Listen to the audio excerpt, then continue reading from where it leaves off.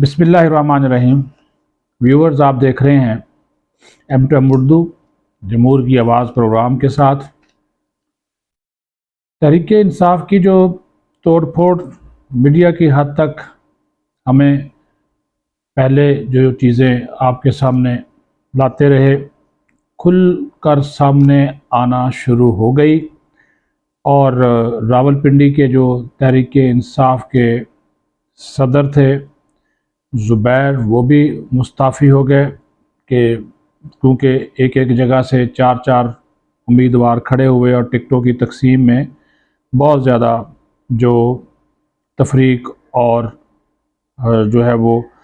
तरीक़ाकार इख्तियार किया गया, उसके ऊपर उनको एतराज़ था। इसी तरह कल भी हमने बात की थी और आज भी हम आपको ये बताते हैं कि खैबर पख्तूनख्वा के अंदर तो तहरीक इंसाफ टूट फूट का इतना ज़्यादा शिकार है कि आप अंदाज़ा ही नहीं कर सकते। और वहाँ पर जो कामरान बंगश हैं तहरीक इंसाफ के, उनके मुकाबले में कई लोग खड़े हो गए और उन्होंने कहा कि कोशिश हो रही है कि पीटीआई के अंदर से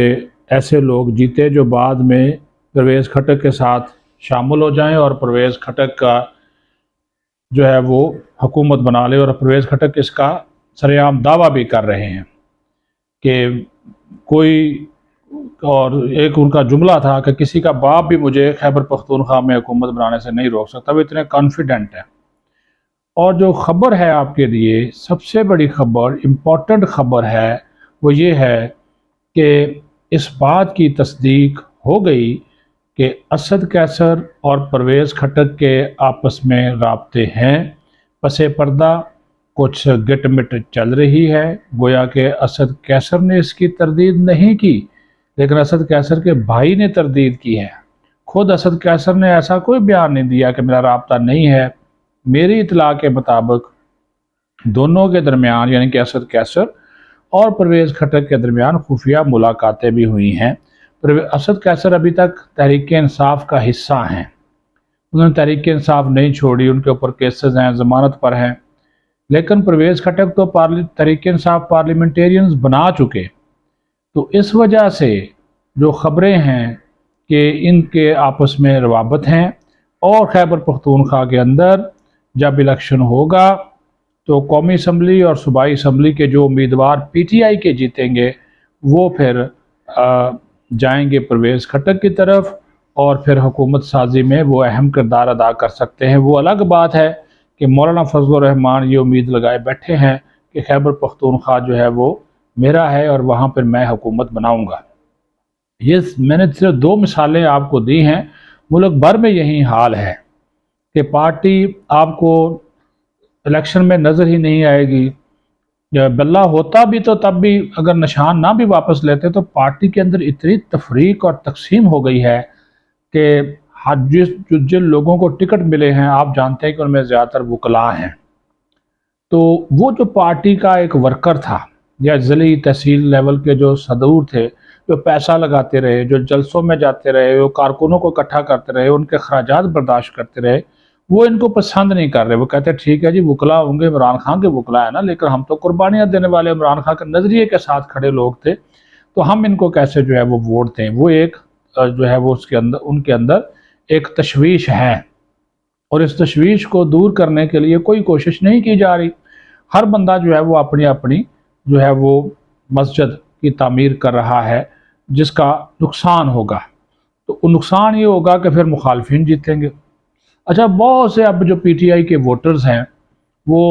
पीपल्स पार्टी को वोट देंगे, कुछ इस्तेहकाम पाकिस्तान पार्टी में चले गए, उसको वोट पड़ेगा, कुछ नून लीग को भी पड़ जाएगा। ठीक है जी। और यहाँ पे खैबर पख्तूनख्वा में परवेज़ खटक और असद कैसर के दरमियान मुआहदा हो चुका है कि इंतखाब के बाद आपस में किस तरह जो है वो वहाँ पे हुकूमत साजी करनी है। ये सारी बातें मौजूद हैं अपनी जगह के ऊपर। कहने का मतलब ये है कि जिस तरह ये जमात बनी, फिर जिस तरह इस जमात ने अरूज हासिल किया, उसी तरह अब ये ज़मीन बोस हो चुकी है, ज़वाल पजीर है, और वो हर शख्स इसमें अब کارکن نہیں رہا، ہر شخص اس میں لیڈر بن چکا ہے، اور جب آپ کا مرکزی لیڈر جیل میں ہے تو پھر ہر شخص ہی جو کہ اپنے آپ کو لیڈر سمجھ کے بیٹھا وہ کہتا ہے میں ہی فیصلہ سازی ہوں اور میں ہی تحریک انصاف ہوں، حالانکہ تحریک انصاف سیدھی سی بات ہے،